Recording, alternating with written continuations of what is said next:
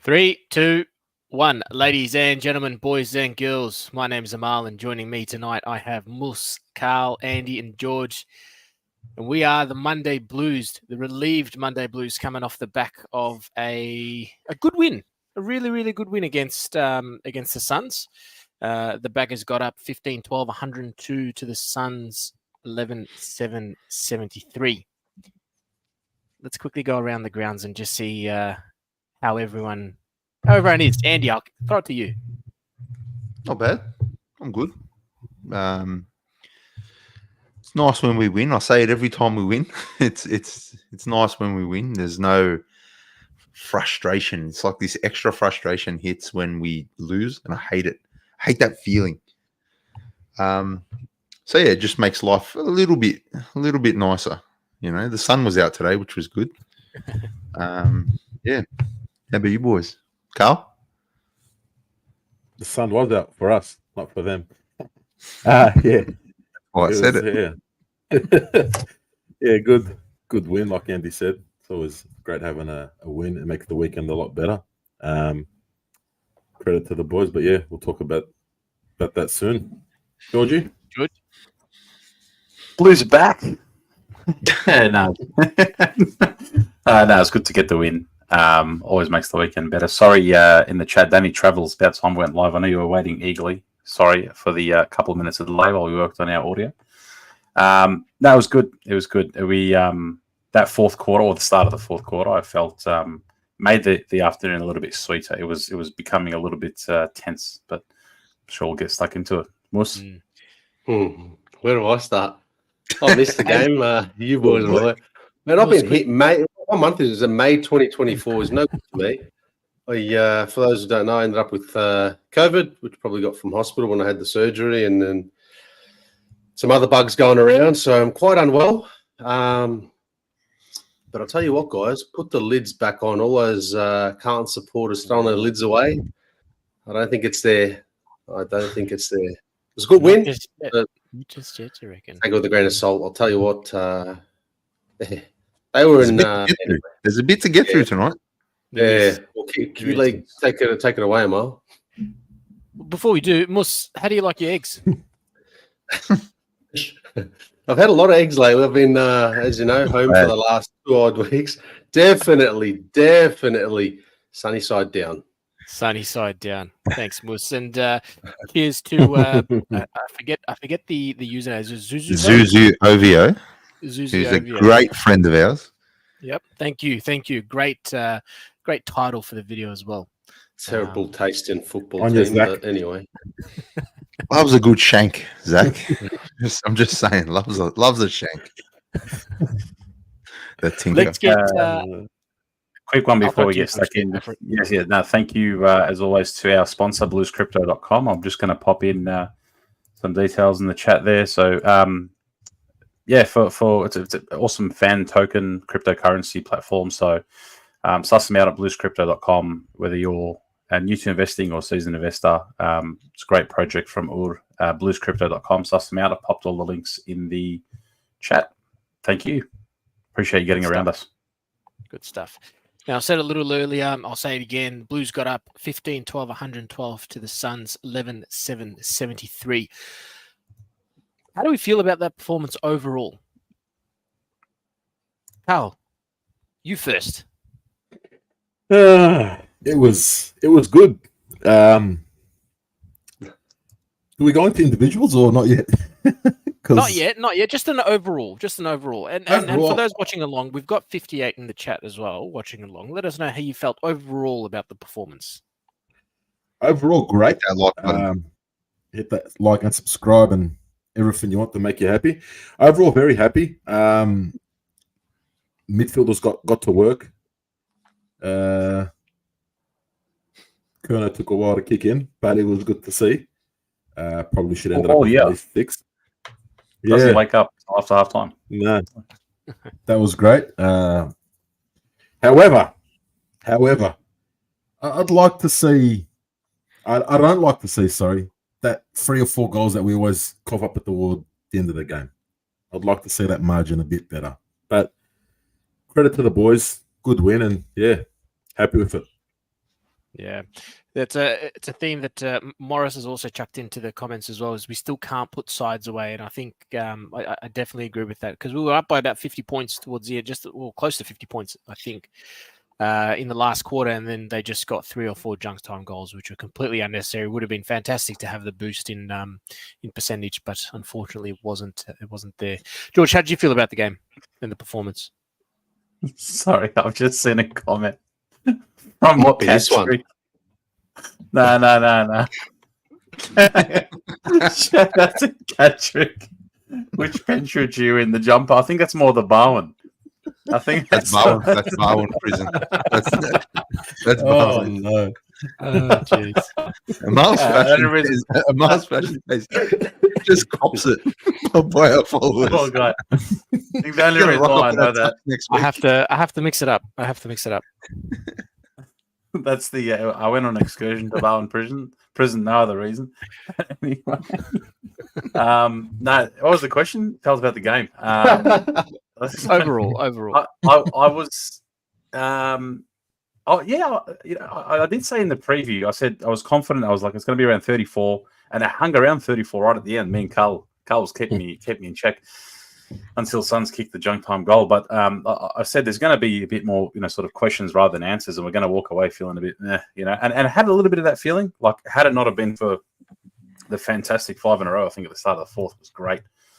But yeah, just and Gold Coast aren't a bad side, right? They're midfield, and we'll talk about Cripps and those performances in the midfield and stuff soon as well. But I just felt like that we needed that burst, and again, it's another game where we needed just some elite skill, a little bit of luck, obviously hard work as well, but another burst to get us over the line. But I don't think we were never behind. We always had the lead from the first minute. So since Williams kicked the first one, we always had the lead. So I felt comfortable. There wasn't any sort of nervy or tense moments. It was more just the frustration of them. So I'm going to say them, but also maybe a little bit of an extra man in the umpiring, which I'm sure we'll get to as well. That letting them a little bit back in. But I'm glad that we had a mature win, as Andy likes to say. It was a mature win on some fronts. Couple of things that we still need to work on, some cracks as well. So. Yeah. Mus, what about you? How was it watching from home? Much the same. As you know, Mal, for the viewers, we've got a chat that we sort of jump in when someone's at home or someone's sort of not watching or an interstate game or whatnot, and we sort of throw in the comments. And I think the vibe was that, it was we definitely didn't put them away like we should have. Let's be real. We probably could have won by 50, 60 points.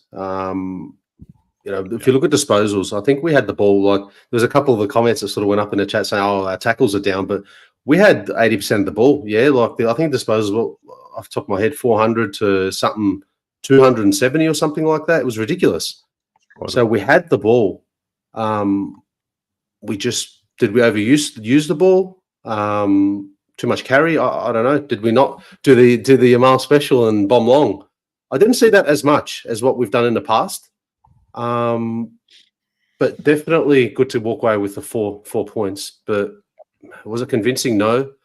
Am I jumping with joy? Can't wait to beat Port and Essendon. I'm not so confident. The trust isn't there just yet. But there's a bit more. How do I put this? We saw things that we hadn't seen before. Have a B. Zach Williams go forward, Cowan stand up, lots of little things and sort of pieces that were moved, and it was good to see. But yeah, just not there just yet. If it is a move in the right direction, absolutely. Just happy to walk away with the 4, but I do feel that we should have put them away. That's me anyway. Absolutely. Andy, what about you? Yeah, I lean very much towards Mus's point. Look, had we put the foot on the throat at the end of the game, I would have felt a lot more confident. But we really struggled to run out quarters, and we did a lot of good things, but we still haven't tweaked the things we need to work on, right? Like, we still leaked easy goals. We just leak so many easy goals. And to Gold Coast credit, they took their chances. They didn't kick many behinds. And that always hurts, right? And they kick some bloody brilliant goals. I'll add Yeah, that. that's what I mean. They absolutely took their chances. I felt like we didn't get bang for buck. We had so much of the ball, we just couldn't put it on the scoreboard, and that hurt us in the end. We need percentage. There's no tiptoeing around it. We need the percentage. If we had a decent percentage, we'd be sitting fourth. But there's a and that's the difference. It's going to be a tight year, and we had a golden opportunity to really, really gain some ground percentage wise, and we let it go at the end. I don't know what it is. I don't know what the answer is. I don't know if it's a fitness thing or we can't seem to run quarters out. We always concede that one or two, and then at the end of the last quarter, 4 goals or whatever we conceded. That's unforgivable to me. You've got your foot on the throat of an opposition, finish the job. You're not going to get that opportunity again. And I don't know what it is. Maybe it's a lapse in concentration and we've got the job done. Let's just preserve for Port. It's a short turnaround. I understand that. But if we go out and lose to Port, then that was for nothing. That preservation was for nothing. So overall, I'm a lot more positive about the win now than what I was directly after. It was a very frustrating game because, like Georgie said, we just kept letting them back in. It was so frustrating. Every time we'd get 3 or 4 goals up, it's like we were sucked into a false sense of security. And then Gold Coast would just go bang and kick 2 goals. And, it's a goal. It's 5 points. It's 11 points of difference. So a lot to work on, a lot of positives. The lid's firmly on for me, firmly on. Yep. Absolutely. How about you? How did you feel? Few comments before I go into it. Few comments, all kind of echoing the same sort of feelings that we have as well. So, shouldn't have let go of that many goals late. This should have been a percentage booster. And I agree. There's definitely positive signs. I think we played relatively well. I still think some of our decision making going into our forward line is questionable. And a lot of people probably won't agree with me, but I think Sam Walsh's decision making going into our forward 50 is shithouse. Straight out. I think it needs work. He sends it long. I think he kicked it more to Mac Andrew than he did anyone in our forward line. But we'll get into Mac Andrew because that guy's a freak, absolute freak. But overall, positive signs. I don't want to be too negative, but positive, but still a lot to work on. Very much a lot to work on. We'll get into the first thing that we wanted to discuss as a group, and that is the return of Sard and Cowan, and how some of the magnets were moved around, which was really, really pleasing to see. Cowan had a great game. Mm-hmm. I don't want to see him out of our side again. Ooh. Yeah. He brings that energy. He brings that presence. For a young kid, he's a presence. Yeah. We lacked that. We lacked that for weeks. Yeah. He's not scared to go in. Nah, he's got what it takes. He does. He's an AFL standard player. He's freed up Boyd as well to push up and actually deliver the ball into the forward line. I think Boyd had 3 or 4 shots as well. He didn't hit any of them, I think, but he had a few pings on goal, so freed him up a bit. How do you go? No, you're right, George. Quick shout out to Hutchie in the chat. Boys, what's the go without the super? We're coming back with it. It's coming back. Appreciate you getting around us. Don't set yourself on fire, Hutchie. But hopefully we'll have that back next week. I was just going to say, just change the dynamic of the back line and what we can do with moves, which we'll get to as well with the Williams move as well. So I like Cowan, and we've been talking about Chincotta in the back line there. Or he had a bit of midfield minutes as well. Well, he moved. Allows you to do a few different things. So, Andy, I love. Yeah, sorry, man. No, that Chincotta move caught me off guard because I saw him up in the half forward line. I'm thinking, the hell is this guy doing up here? He didn't get much of the ball, but he straight out just took Miller. His impactfulness completely out of the game. Brilliant. What a game he had. What a roll. Yeah. I want to quickly touch on Adam Saad. He played, like Georgie used the word mature before. He played such a mature game, and bear with me, with our lack of faith in our strength and conditioning. I thought he was going to come out, and I wasn't sure what would happen. Right? I felt like he played a really mature game in the sense of he didn't overextend himself. You didn't see him go on like too many bursts. You didn't even see him really like smash a ball 50 meters down the ground. No. Like he played a very mature role within his body and what I think his body would allow him. And I walked away from that game relieved because he got through it. And I mean, we don't know. Hopefully he didn't pull up sore or anything. But, you know, so many weeks out with a hammy and to come in and not overdo it, I think it was a perfect game to bring him in. And he played the perfect role for his injury.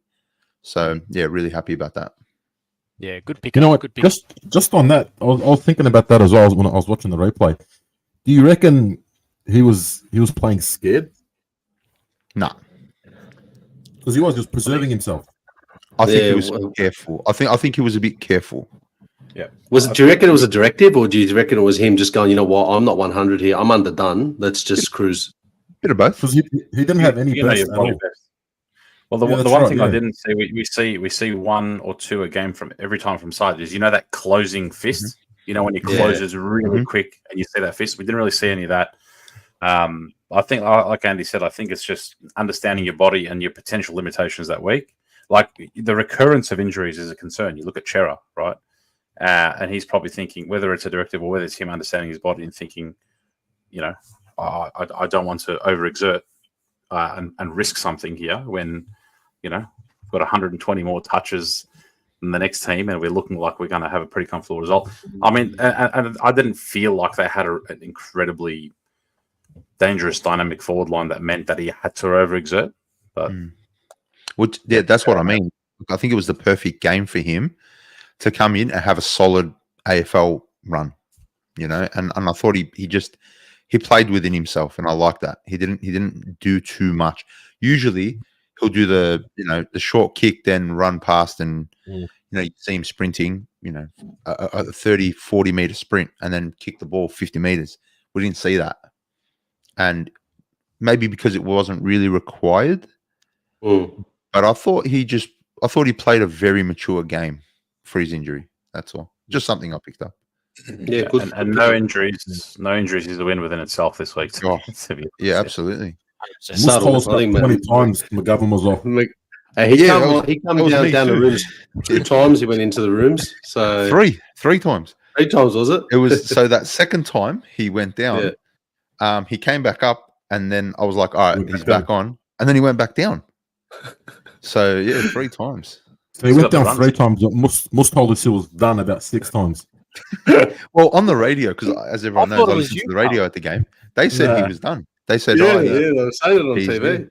Yeah, looks like he's done. He's done. He's back on. probably had the runs. Weeders had an absolute mattress on his leg. Poor bloke. He looked like he re-injured it.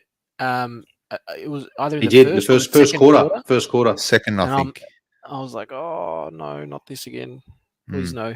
I don't reckon it was the same injury though. No, it looked like his ankle. Yeah. Is that what that was the side we were sitting on? When he went down. That was his ankle. That was okay. Yeah, he was okay. He just walked it off. Yeah. The other magnet that moved was Cincotta, right? And then we briefly touched on it just then, but what a game he had. Do you think after this week, and there's a lot of potential position changes within the side, but Cincotta as a tagger, what do you guys think of that? Well, he's been. Voss said he can be anything. He can be a serious negator. Like when they asked him about, do you see him as the primary negator for your team? He said, why not? Like if and he made a little interesting comment. I found that he might have been about him or Williams, but he was basically saying where players are taking the chances where other players might have not. So it was a little bit of a dig at other whoever it might be. But why can't he? Like we've seen a really good performance where he's had obviously the smalls. You know, he'll line up on your Pickett's, your Papleys, and things like that. Now to have a little bit of a different role as a negator, especially with Cotter's out, I like it. It's a testament to his tank too, and the faith that the coaching staff has in his tank. Because Took Miller's no slouch. Yeah, he's one of the best in the league, and he kept with him all game. So, Catrick also raised the good point. Either one of Chera or Hewitt could miss if Carlton decide to tag a midfielder from the other side. Mm-hmm. Who would you rather miss? I don't think we need to at that one. We're full strength. You've got your Carrolls and those likes that would miss. Mm-hmm. Would they not? I think we'd be too slow in the midfield if we had Chincotta tagging someone. I think we become too slow in the midfield. I think Chincotta's really quick. He's quicker than Hewitt, and he's very quick. Chera. But he's playing a negating role, so he's not like a pro. He's not going to be proactive. So that's why I think that's where I think that comment comes from. I'm assuming. It probably comes down to the opposition as well. That's probably what it is. Depends who you're playing. Your Kennedy Hewitt rather than your Chera, like your Kennedy. So like you saw it against Sydney, they were bursting away at the clearances, and we looked slow. You know, we had Cripps, Kennedy, Hewitt. We couldn't get on. But I like the balance. That, again, it's one game. I don't want to, jump up and down over one game, but we're seeing some exciting, roles. How good was it having Fogg back? Fogg was good. What a guy. Fogg was good. He's another one. It's just happy. We're happy he got through, but he had a good game. Great game. He does what he has to do. He's a ball man. His running patterns, making himself available for marks up the ground. He's front and center. Even if he doesn't get it, he's there. Pressure. Right? Yeah. Who's this, Durden? Speaking of Durden, Zach Williams. He has to play. He has to play small forward. Told you he was forward. Oh, actually, didn't you say, Carl, in the preview, we should play him forward line when we couldn't work out what to do with him? He did. Yeah, worked that well. Hey, it's one game, but he's quality. He's a quality footballer. It's it hasn't worked for him. He played like a small forward, crumbing the ball, positioning himself perfectly. 2 or 3 of the goals were from like pick up and snap. Yeah. Where's Durden? Where he's needed to be doing that. Well, this is exactly key. You've got now a big question raised. We've been talking about it for a few weeks in terms of the 2-year extension for Durden, right? Again, I'll knock it all the time because that decision should have been made at the end of the year, not now, not in round whenever it was 7 or 8. You've got Motlop coming back, Fogarty back, always isn't there, right? And now all of a sudden you've thrown Williams up there, who's got that. He's shown more small forward nous. We said it at the game. He's shown more in the first hour than Durden has in 2 or 3 years. 100%. And now you've got Durden possibly being pushed. Well, I mean, we said Durden's going to be depth, but have you made that call prematurely? And every week that goes by, yes, you probably have, right? I mean, look, every time we call out a player or whatever, we usually get a bit of egg on the face, and they end up absolutely performing. So, Durden, this is for you. Use this. He won't come back. I don't think he'll I'll cop come it back. every week. I will happily cop it every week. 100%. Yeah. Maz brings up a good point here as well. How good was Zach and his goal celebrations? He genuinely looks a happy man. Happy. Yep. Happy. Good on him. There's a photo of him on the ground just after he kicked the goal where he's on the ground, and I've never seen the man smile like that before. You know why? It's because he's kicking goals. It's not costing us goal. I'll tell you why. In that contract, there's probably a goal bonus of 70K per goal. I think watching the replay, I saw it might not have even been. It might have been on Instagram. It might have been like behind the scenes footage, not a Channel 7 or Foxtel footage. When he kicked the goal, he ran off the ground and high-fived every single person he could find. He high-fived about 3 coaches. He high-fived the runner. He high-fived all the boys on the bench. He almost high-fived the Gold Coast Suns player. Like I'm pretty certain. He was so happy, and that's good. Mm. Do it again now. He's happy Yeah, to be back there. it up. Like, Change can be like a holiday, right? This could be the reset that he needs. So, very, very keen to see him back it up against a serious opposition in Port this week. I think he plays again. He has to play again, even though Motlop is coming in. I think he has to play again as a small forward. But he plays the Martin role anyway. Motlop just slots in and he plays the Jack Martin role. I don't think Motlop comes in. He definitely does. Fantasia needs to go. he had a pretty average game. Yeah, he had a pretty shit game on the weekend, but I don't know if I didn't watch. They were just trying to get the run into it. his legs. I watched most of the game. They just had him in midfield, sort of outside the midfield, just getting run into the legs. Just running. Didn't get much ball at all. If you recall, the Mott's was a late inclusion last year against Port and kicked 4 that day. Yeah, he had a mad game. It'll be an interesting one whether or not he does. And do you not disturb the balance, but do you risk changing the balance of that forward line now versus Port? I still think Fantasia. He had a really good setup pass for Harry. I recall, but I still think if Motlop is available, it was average. I don't all day. We'll talk about it. And we've been talking about him for 4 weeks. I don't want to hype the kid up, and then he's going to come in and get 4 touches and behind. But yeah, How was Motlop's performance in the VFL? We're just saying he didn't get much ball at all. 5 6 touches, maybe something like that. I'm guessing. Yeah, it's pretty average. Yeah, I don't think he comes in. If we're speaking about good performances and bad performances, how good was TDK finally understanding that if he uses his athleticism, he can dominate every ruck in the league. Because Witts historically has put him to just absolutely put it over him. But he realized that his ruck work around the ground was amazing around the ground. He wasn't trying to wrestle him. He wasn't even making contact with him. He was running to the ball. He gave himself a run up, and Witts had no idea what to do. Witts was just so out of his depth. And he had 25 odd touches as well. He had a ripping game.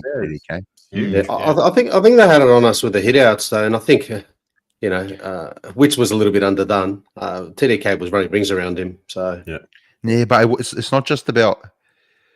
For me, it's the genuine ruck work around the ground. Yeah, I felt like what TDK was able to do is play to his strengths, and his strengths are out of depth to a lot of those big body, just solid ruck guys. Because he's got it all. Yeah, he's a big boy and he's very athletic. So seeing him just run into a boundary throw in was very different. And he took advantage of his, skill set. So yeah, props to TDK. Yeah. Do you boys prefer the TDK Harry thing or Pito? How'd you feel? How'd you feel watching it at home, Mus? You would have had a different view to us. Yeah, it's a good point and good topic because again, I'm probably going to go back to it depends who we play. And it depends what our center structure is going to look like and who's in the midfield. And if we've got the speed in there, then can we afford to have Pitt and Net rucking if they've got, for example, have it be a Witts or a ruckman that's a little bit slower and bigger and more dominating? But do we need it? It shows that we can do it with TDK around the ground. And like you called out there, and he sort of had it over him around the ground because he used his strengths and didn't go muscle, body on body. He, got that few steps ahead of him. So I don't know. I'd love to say TDK all the way and put Harry in there where we can, and Kennedy was rucking at some point as well. But Pittenet's a 5-year deal, so he has to be part of the plan in some measure, whether he just comes up for those big games or whether there's a bigger ruckman or plays 60-70% of the games. I don't know. I don't know how you boys feel about that.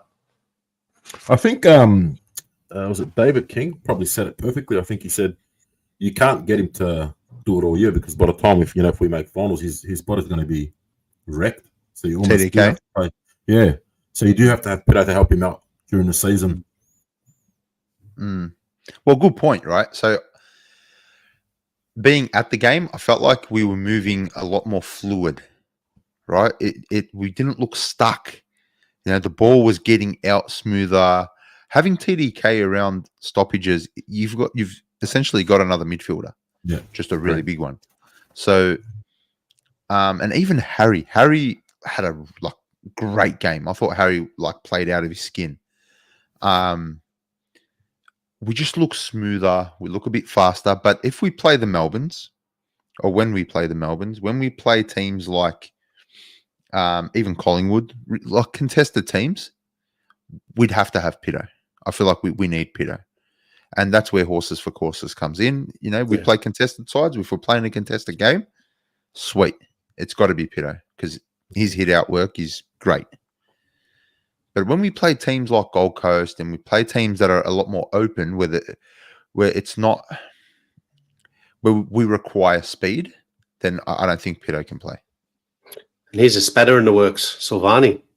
What happens if Silvani's fully fit? Well, Silvani's the ultimate Swiss Army knife. He just jumps in wherever we need him.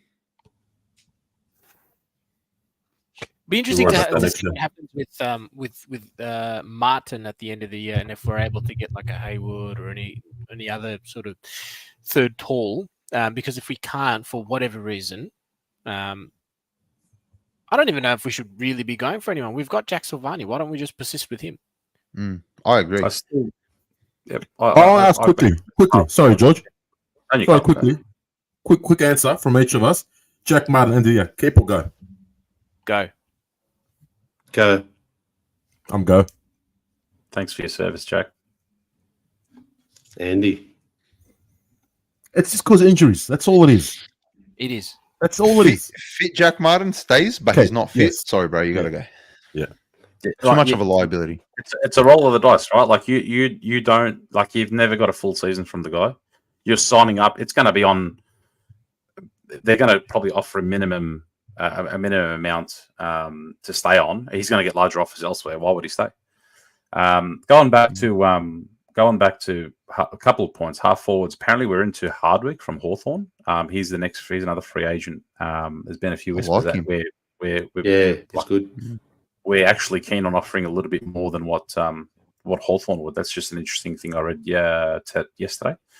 But I do like what you said, Andy, about TDK versus Witts, because Witts has ragdolled him in previous years. I've seen live where Witts is just man versus child, right? He's absolutely ragdolled him. And for him to do what he did around the ground, just get in Witts' face and just absolutely dominate around the ground, rack up 25 touches, get some clearances. It was like Kevin from Home Alone. He's like, I'm not afraid anymore. It's like he grew up. And,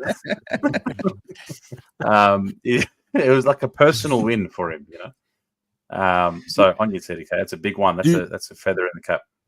Do you reckon, not taking anything away from TDK, do you reckon the older age is catching up with Witts? No. Maybe.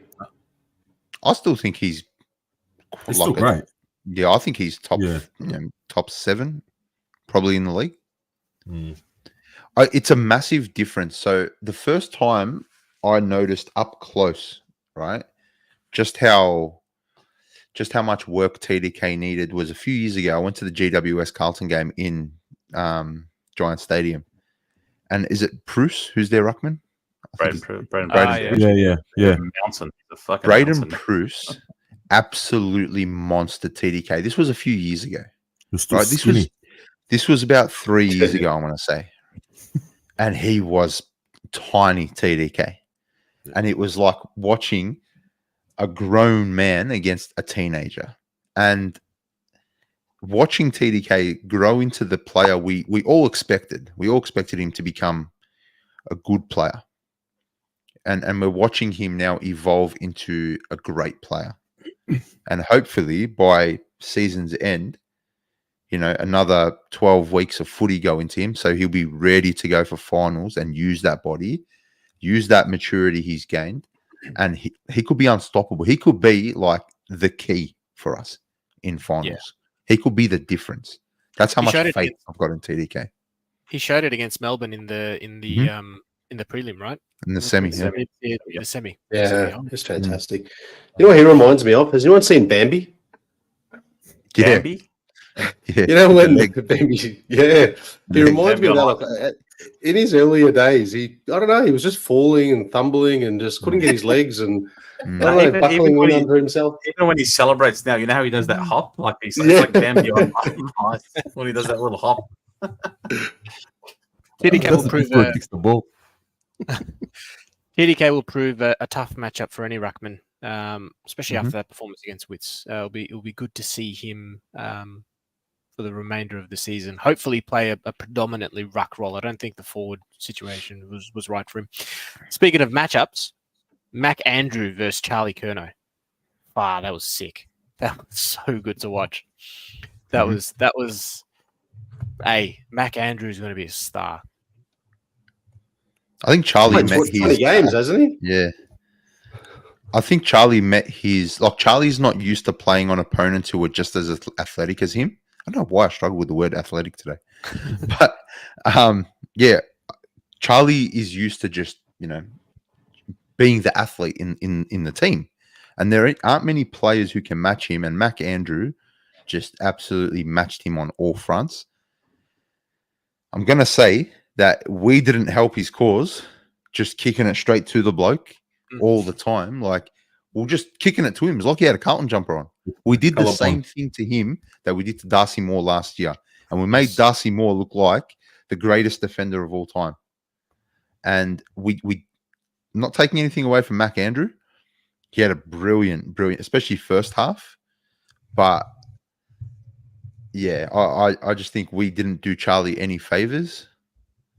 And also, Hardwick stuffed up by moving Mac Andrew off Charlie.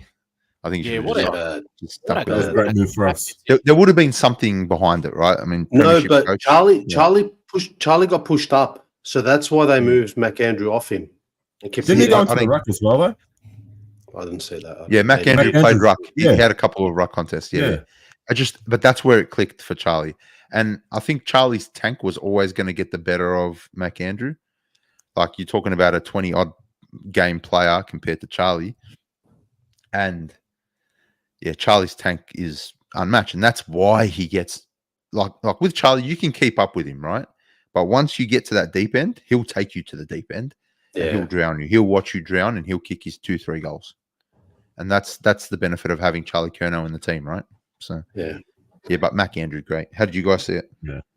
11 marks, 11 intercept possessions. The guy looked like he had a trampoline underneath him every single time he jumped. I think it was in the first quarter where he just leaped.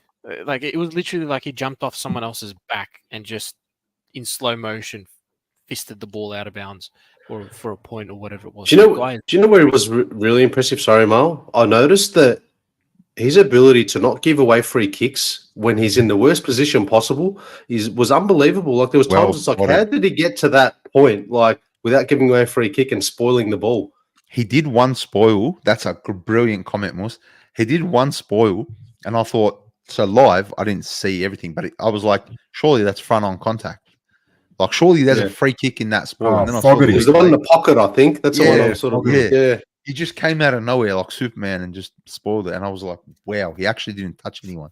So great call, Moose. Yeah. That would have been a free kick pad against us. Just saying. Lewis Young would have taken out Lewis Young would have taken out the umpire. Hey, what about the umpire taking out Cripps? Did you see that? Clotheslined him. Yeah, clotheslined him. And another great fullback performance. Just did I cut in there? Oh, sorry. Another great one. Not just his act in the last minute, not Carlton GWS. Sorry, just for a quick moment. Not just his absolute great, 2 marks in the last minute or two, but his post game stuff.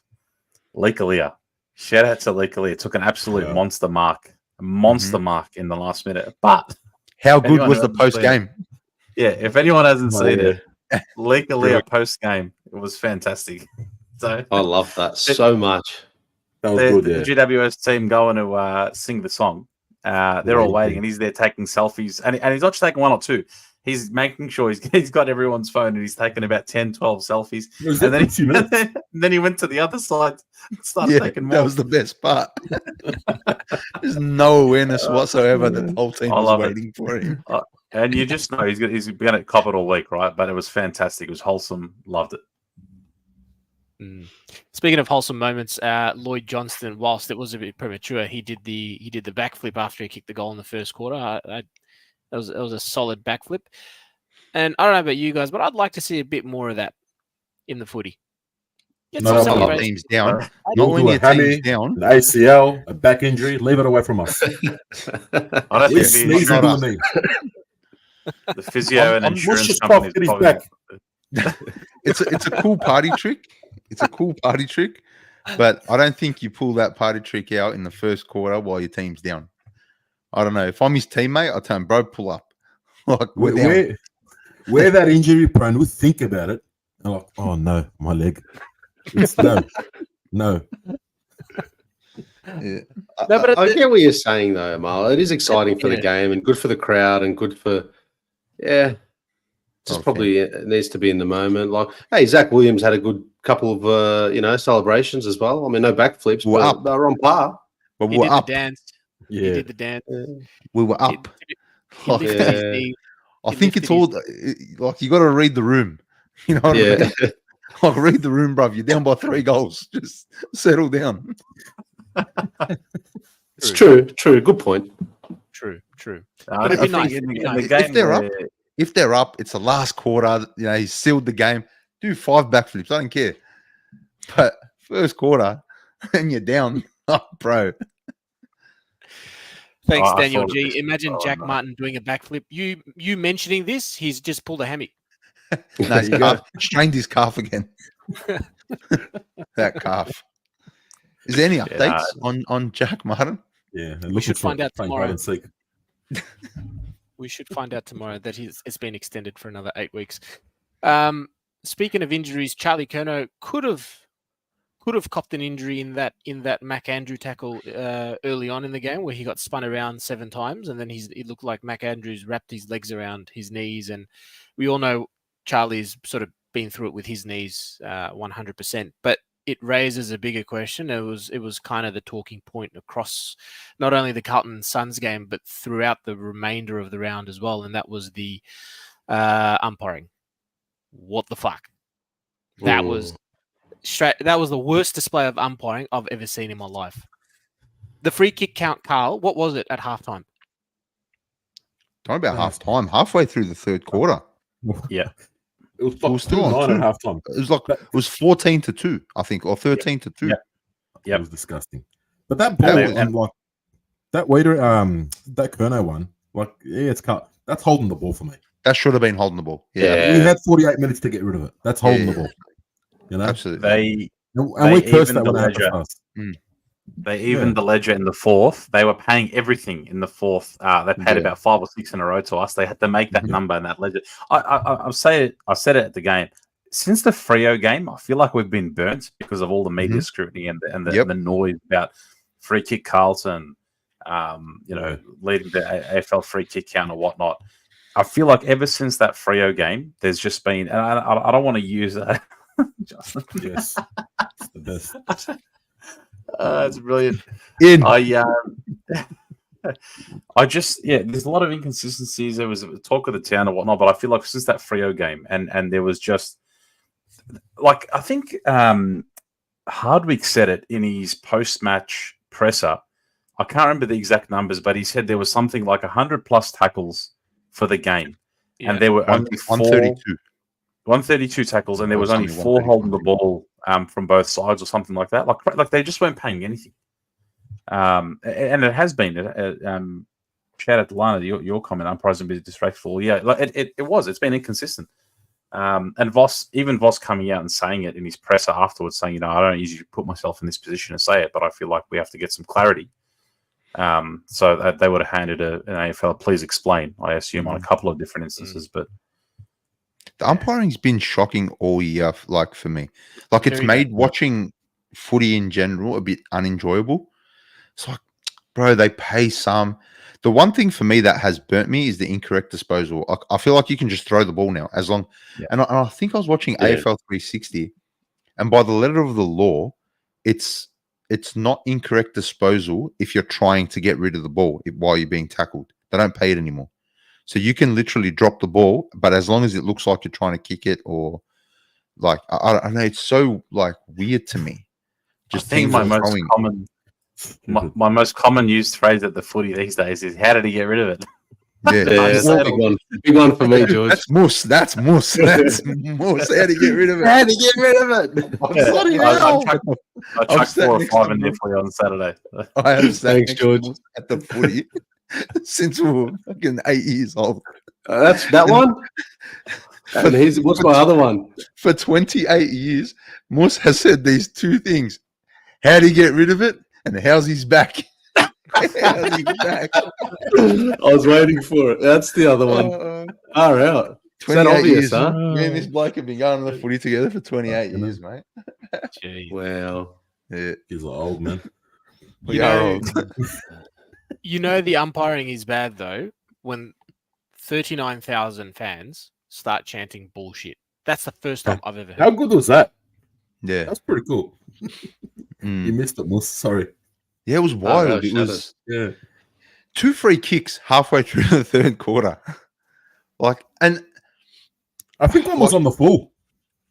Well, yeah, that's they're free kicks. They count as free kicks. So we actually had 1 free kick. So yeah, it was wild. It was. I haven't seen anything like it. And I think Georgie's right. Ever since that Freo game, we've just been copping it a bit, and it's building, and it's good that other teams are copping it as well now. Like, it's not just us, like Collingwood. George, you're onto something with Freo. Someone put a comment about that free kick where the umpire decided that he needed the ball handed to him on a silver platter. That's a free kick all day, mate. They were being warned at it all game. So they've been warned about it. Apparently, teams got an email about it before the final series last year, and there's been, I think, 5 or 6 of those free kicks paid all year. Yep. So they do pay it, and because it's Collingwood, I'm so happy it was paid. But I think it was there. I think the umpire made the right call, brave call. So the umpire deserves a medal for making that call. Collingwood can. Carl, what can they get? Cop it in the mouth. Do they put it down to time wasting? That's what it is? Isn't time it? wasting. Yeah. Yes. And then it happened, I think, the night after or the day after. I think a Hawthorn player gave it to another Hawthorn player. Yeah. And then the umpire didn't pay nothing. To AFL's credit, though, to the umpire's credit, they did release something. I think it was on Instagram or somewhere on their socials saying that they released a memo sometime last year saying that you have to pass the ball back directly to the umpire, and if you don't, they can reward a free kick. So if that's the case, then there's not much to really argue with there. The holding the ball situation, the 2 free kicks over 4 quarters of footy is a completely different situation. And then they started to try and even out the ledger in the 4th quarter, like halfway through the 4th quarter. They were just because it was over. Yeah, it was over, and all of a sudden we went from 2 to 8 free kicks in one. I think we got like 7 free kicks in the last quarter. Yeah. They probably weren't even there. But. Expect some easier holding the balls to be paid this week, not only in the Carlton game but across the round. I want to give a quick shout out to Mitch McGovern too. We didn't mention him. I thought he played a ripping game, and he's so important. And if he plays like that week in, week out, we don't need Marchie. He can play that role. He can, Agreed. We've got Cowan back there. We've got Kemp, who's building. Yeah, he's building. So yeah, McGovern, great game. I think the votes are going to be pretty hard this week. Like, yes. I mean, you 1 or 2 will be quite obvious, I think. But yeah, I think there's a lot of players that could have, snuck in. And with that being said, let's get straight on to the votes. Georgie, I'll start with you. And for those in the chat and watching along, make sure to chuck your votes in the chat, and we'll get them up on screen too. Make sure you hit that like button, guys. Yes, indeed. No, it's almost 100 is in the chat. Love it. You're spot on it. It was a hard one this week, but I will give my 1 to Zach Williams for his 4. And it's interesting, like when Harry kicked 4, I gave him 3, but it's a different style of game, right? So he took his chances, absolutely wrapped for the bloke. He was in the right positions. He's had the great forward instinct and noose to be able to get boot to ball quickly, high reaction time. Keep at it, right? This is fantastic. I feel like it's given him a little bit of a new lease, and rather than I feel like him not being responsible for a particular player has just mentally freed him up a little bit. So had a okay game against Sydney. He built into this one. So one for Zach. I'm going to give TDK 2. I just felt like he was an extra midfielder. So he not only done well rucking against Wits, his follow-up work to make sure that our midfielders got the handball out, the fast transition play, had one of his best games ever. I loved watching him. His agility, his clearance work, his body work, and like you said, Andy, it was just a personal win against Wits, someone who's ragdolled him for years. So TDK gets 2, and I'm going to give 3 to Cripps. We haven't even mentioned him yet. The guy had like 30. We actually haven't. We haven't even spoken about the guy.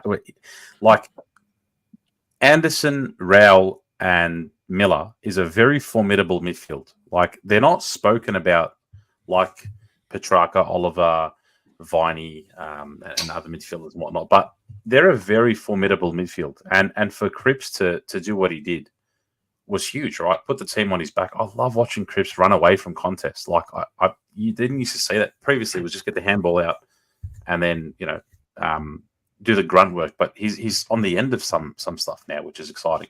And even Cripps getting front and center and kicking a snag, that was huge, right? 3 votes. Skip, loved it. Loved his game. Morris in the chat, 1 to TDK, 2 to Williams, 3 to Cripps. Peter Pesimenti, 1 to Gov, 2 to Williams, 3 to Walsh. And Maz, 1 to Zach, 2 to TDK, and 3 to Cripper. Carl, I'll throw it to you. I'm giving my 1 to McGovern. You know what? He plays that back row, but he's wherever you need him, he is. He's not just in that one certain spot. You need him on that side, he's there. You need him. He's just everywhere. And like he's not scared to take a mark or spoil or leave his man behind. I love that he does that. So McGovern gets my 1. 2 to my man. Well, he's probably Andy's man, Zach Williams. Not only kicked 4 goals, but to go forward and play that role the way he did, amazing. Positioned himself well. Well deserved. And Paddy Cripps, 13 clearances. The bloke's a bull, man. And yeah, man. Keep He at looked it. fast on the weekend. He looked fast. He does. He's a gunman. He's a beast. Yeah, man. Moss? This is actually really tough. Probably the toughest. I don't know what it is, but it's just a tough one to pick votes. We haven't even mentioned Walshy. 32 touches. Mhm. He was everywhere as well. Probably not as impactful as Cripps. Cripps hit the scoreboard as well. I don't know. I'm going to give 1 to Walsh, just because what he's been able to come back and do. And I think he's had over 30 touches every single game he's played since coming back. Not last week. No, not that one. I don't think. No, we. Right off that game. Why'd you remind me of that game, bro? We don't Sorry, speak bro. about that. Sorry, bro. Far. The game that. What did you shut get off that the week anyway, for argument's sake? Near 21 or something like that. 21, yeah. All right. Doing it hard. Sorry, Moss. Can I retract this?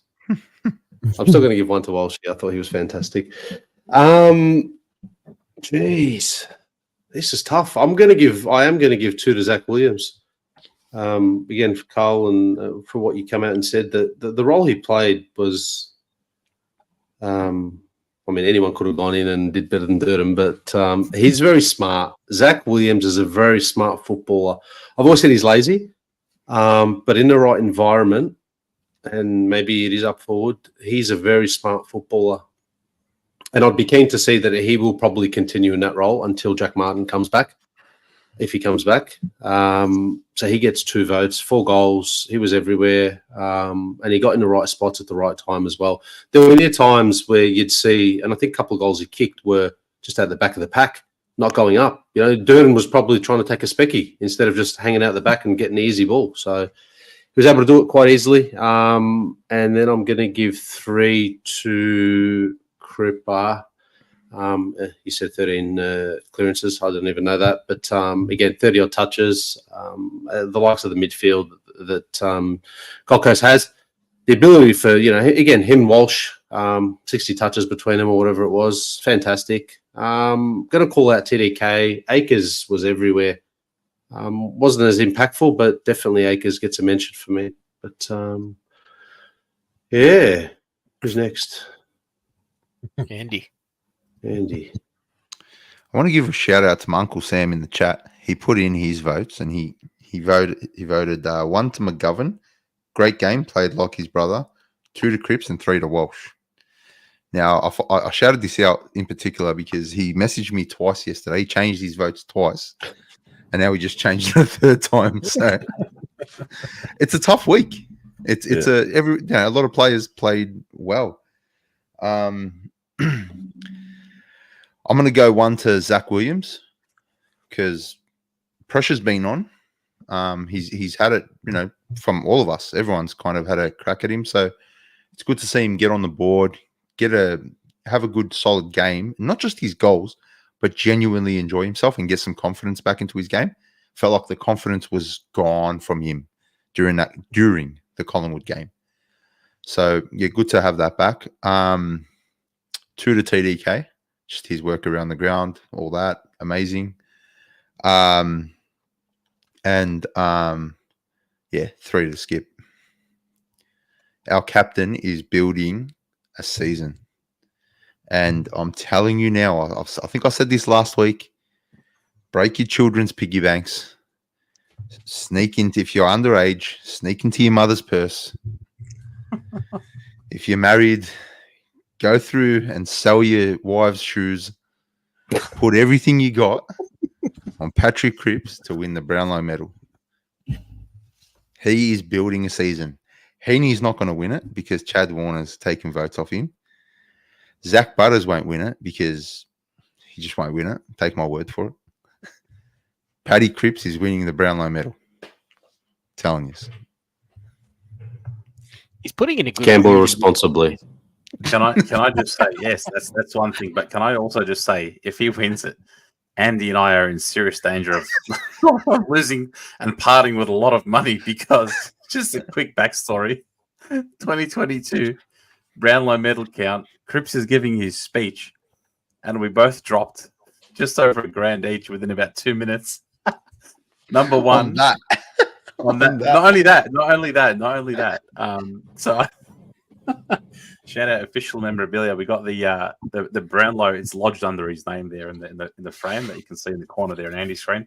Signed Cripps jersey, little Brownlow medal. But just as an add-on, would you like to add to cart the actual like a replica of the Brownlow medal in a little flip case? Oh wow! With a little light. Remember that one, Andy? I don't know where I put one. But if he wins it, I don't know. Yeah. We're going to part with a lot of money if he wins another one. More backstory. That night, I was fulfilling my duties. I was becoming a godfather, and at the reception, I was having a few drinks. I'm not gonna lie, I was under the influence. I was pretty smashed. Get home, and I'm watching the Brownlow. And funny enough, my Uncle Sam was there, and we're watching. And Paddy Cripps won the Brownlow. We were up and about. I'm completely smashed. George sends me the link. He sent me the link. I was like, in. I didn't even see the price in. Yeah, so I'm hoping it got delivered to your house. Hey, I cannot wait to buy Premiership memorabilia. That's what I want. It's all over. No more individual awards. I want a Premiership. Yeah.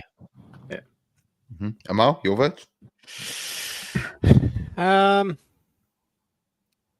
Amal. Just quickly, sorry, Amal. Before you go, I don't know who this is. Could someone shed some light? What's that? He's He's an actor. I Isn't he? remember American actor? he was in End of Days, like that Arnie movie, End of Days. He was in a couple other ones, but he was in End of Days. That's fantastic. I'm gonna have to Google him. Georgie does look like Kevin Pollak. Sorry, Mal. I'm going to be rude here. Yeah, Well- yeah. Look, Carry it. look, Georgie. That same person, that is that great. that same person, Oh, where is it? Dynamic Hypnotic said Amal looks like Sid Haig. So I'm just going to bring up a photo. We need to. I've got to Google him. No, I've got it. Tell me, do you think this guy looks like me? What? Is that you? Where are we going with this? Oh, Got a haircut. you have to grow. You got to grow your hair out. What hair, brother? But the Brother, What's ew, that, brother? nothing. Hey, Justin in the chat. Look what a Pollak there. Oh, you just know I'm gonna cop it now. That's it. I've been called a lot of things, man, but Pollock's another one. That's a new one. Which So, second? No, the funniest was Heath Shaw. yeah, Ahmed Shaw. He's on Ahmed Jumper Punch. Shaw. Shout out to the Jumper Punch boys. Oh, that's fantastic. Blue Beggar, is that Lord of the Rings? Yeah, when he was older, when Gollum was older, Mhm. after the movies. My votes, I'm going to go a bit left of field. Obviously, Zach Williams, TDK, Paddy Cripps, McGovern were all fantastic. But I think I want to shout out Colin. There was a chat. There was someone in the I've chat seen earlier that. who is good friends with Lockie's dad, and it's not pronounced Cowan. It's actually Colin, Yeah. apparently. But Colin. they still say moo, Oh, so yeah. it's Too late. Cowan. Cowan. Go, stick Too with late, bro. Cowan. Interesting. Look it up. Cowan, Just send it to Colin, Cowan. call him Lockie. The Lockie 2.0, not Lockie O'Brien, Lockie Cowan. Cameron Bayer in the chat. I swear after 10, it goes off the rails.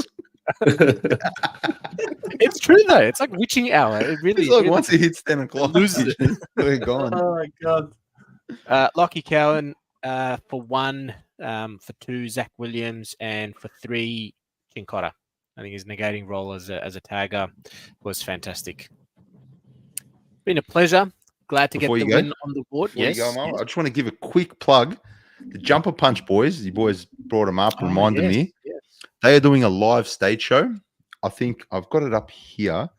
It's June 15th. It's in Reservoir. You can book a table, you can book seats.